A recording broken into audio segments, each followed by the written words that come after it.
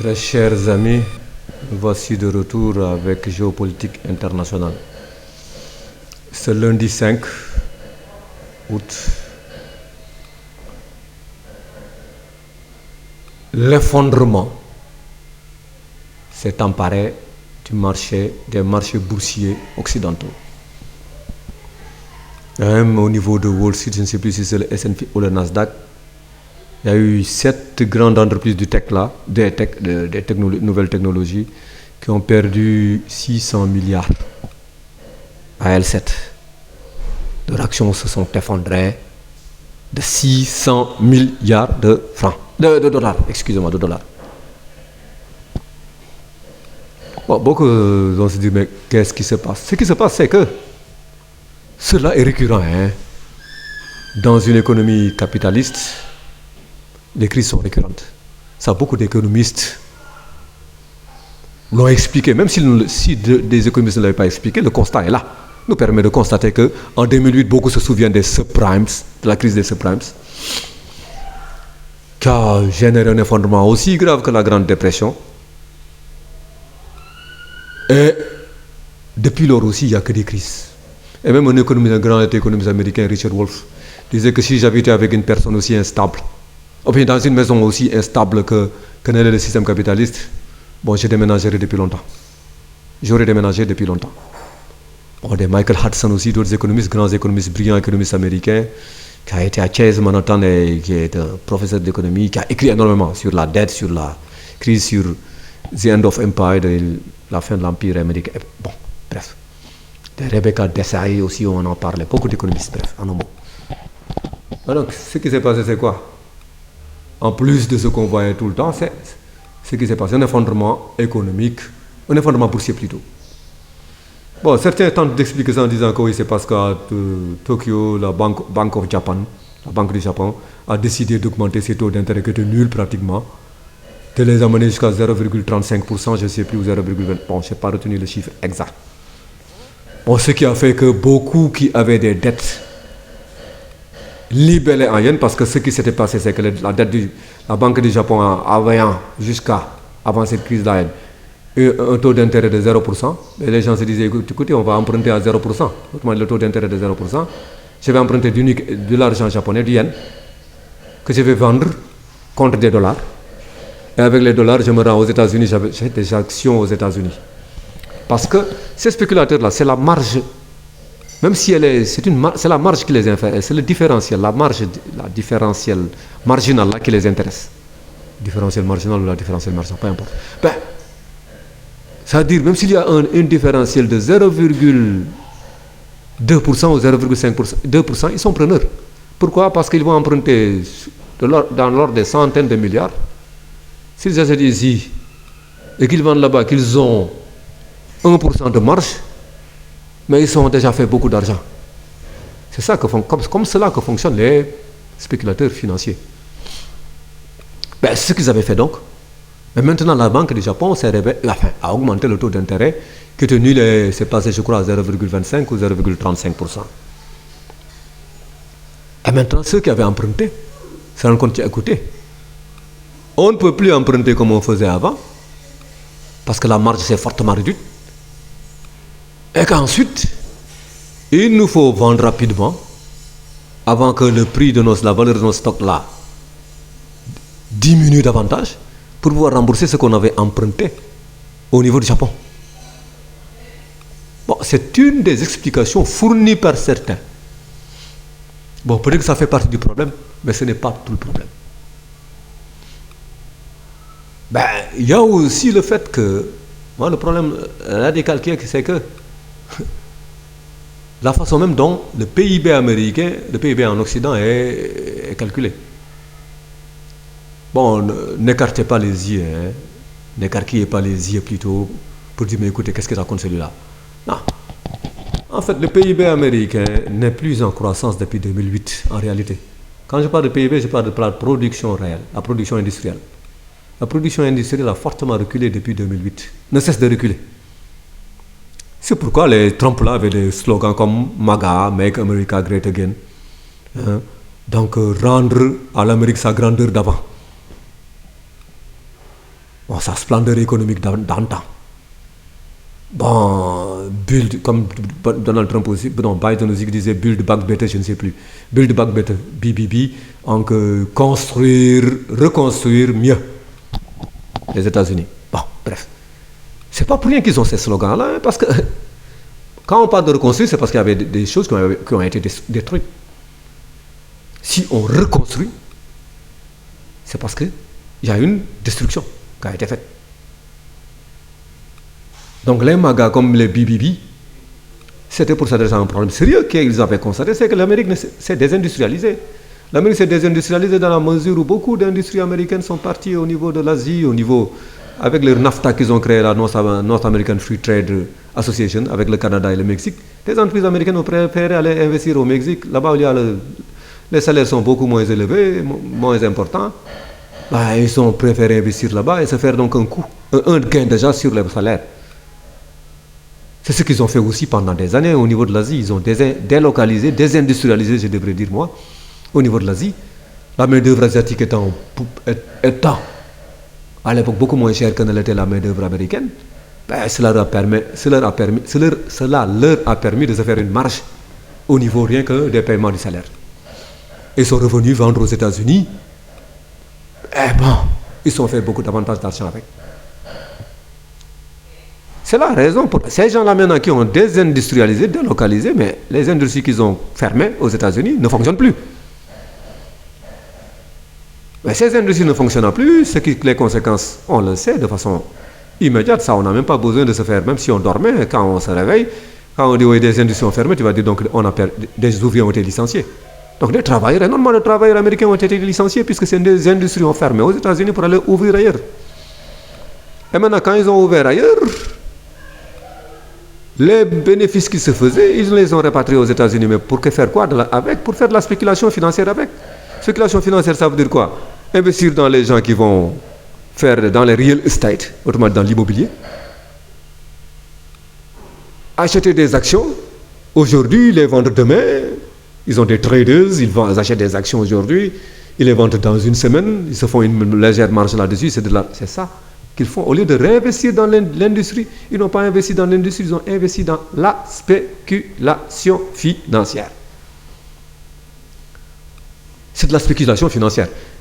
Pour me donner raison à ce que je disais tantôt là, parce que vous disiez, mais d'accord, vous dites bien d'accord, il a dit tout cela, mais après, pourquoi dit-il que le PIB n'est pas en croissance?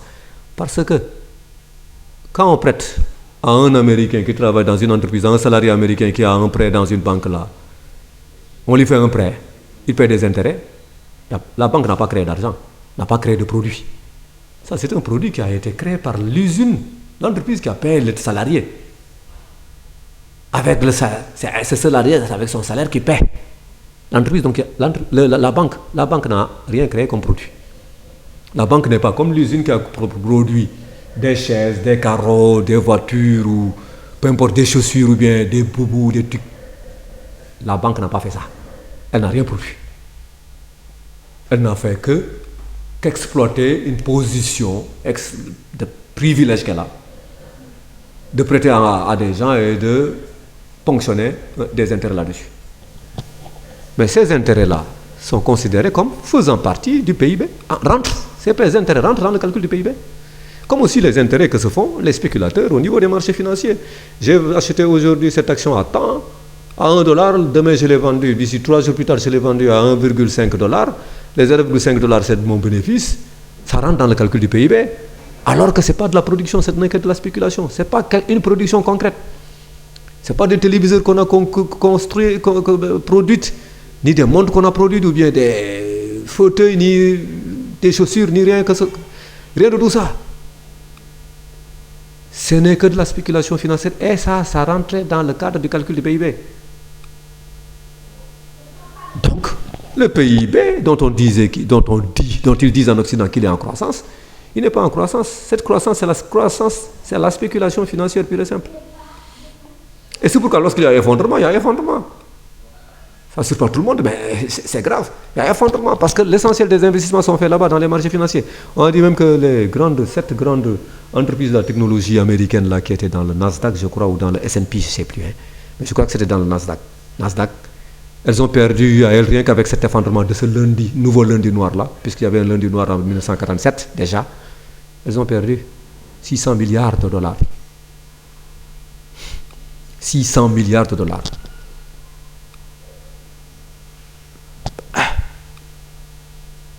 Ensuite, par exemple, on a dit Warren Buffett a retiré, lui, il a eu à vendre 80 milliards des actions qu'il avait dans Apple parce qu'il veut investir ailleurs. C'est comme ça que ça se fait dans ces marchés financiers. J'avais des actions ici, je me réveille un beau jour, je les vends, je préfère les amener ailleurs. C'est ça. Ce n'est pas dans l'industrie, dans la production industrielle qu'ils investissent, mais c'est dans la spéculation foncière. Ce n'est pas dans des usines qui veulent produire ça, qu'ils financent. Mais ils financent, ils achètent des actions pour les garder quelque temps, pour les revendre. Donc la production industrielle pendant ce temps recule. Pour entendre des investissements dans le secteur industriel, il faut voir des programmes de l'État comme je ne sais plus comment ils l'ont appelé encore, Inflation Reduction Act, l'IRA de Joe Biden, où tu investis ici, on te demande d'investir tel truc, on te donne tant d'argent. Donc, il n'y a pas de production, puisqu'il n'y a pas de production industrielle, il n'y a pas de croissance de PIB. Ce n'est que de la spéculation financière qu'il y a là-bas. La spéculation financière de gens qui se sont fait des bénéfices ailleurs, dans d'autres pays contraires qui les investissent dans les marchés financiers, dans le Nasdaq ou dans le S&P, ou bien dans le CAC 40 ou dans la City, ou à Francfort en Allemagne, CAC 40 en France, City en Angleterre, à Londres, ou bien à Tokyo dans le Nikkei, à Tokyo. Voilà ce qu'ils font. Donc ce n'est pas des investissements industriels. D'ailleurs, les Adam Smith, comme Ricardo, comme Karl Marx et autres, là, John Stuart Mill avait dit attention, méfiez-vous, parce que ce qu'on risque d'avoir, c'est des spéculateurs financiers qui vont, maintenant, au lieu d'investir dans l'industrie, vont ne faire que de la spéculation immobilière et financière. Et ça va bloquer l'industrie. Il l'avait dit depuis fort longtemps. Ces gens-là, ils ont écrit ça fait 150 ans. Plus de 150 ans. Et malheureusement, c'est ce qui se fait en Occident, dans tout l'Occident. Il n'y a plus d'investissement dans la production industrielle, il n'y a que de la spéculation financière. C'est pourquoi les grands trucs de capitaux qui gèrent, les entreprises qui gèrent les capitaux financiers là, elles se font beaucoup d'argent, et elles ont créé aussi tout un tas de bordel. L'Occident, c'est désindustrialisé, ça on ne peut pas le réfuter cela. D'où le MAGA, Make America Great Again, d'où le aussi Build Back Better de Joe Biden, l'autre étant de Donald Trump. Si on doit mettre Make America Great Again, rendre l'Amérique plus grande encore, plus forte encore, plus resplendissante encore, de nouveau, ça veut dire qu'il y a problème. Et même on l'a constaté. Donc il n'y a pas d'évolution du PIB, il n'y a pas de croissance. C'est même un grand économiste américain, Michael Hudson, qui a travaillé pour Chase Manhattan Bank dans les années 60 et 70. Il a écrit dans ses ouvrages, il a dit, même récemment, qu'en fait, il n'y a jamais eu de croissance du PIB parce qu'à chaque fois aussi qu'on sortait d'une crise financière pareille, la reprise elle est plus faible. Pourquoi ? Parce que le montant des dettes accumulées est colossal. Pas seulement de la dette de l'État. Et la dette de l'État n'a rien à voir avec ça. Ça, c'est la dette. C'est les spéculations concernant entre les spéculateurs financiers eux-mêmes. Il dit même qu'il s'étonne qu'on parle de croissance du PIB au niveau des États-Unis, alors que cette croissance-là, ça a créé la croissance des spéculateurs. Les spéculateurs viennent profitent des politiques comme quantitative easing qu'avait fait Barack Obama.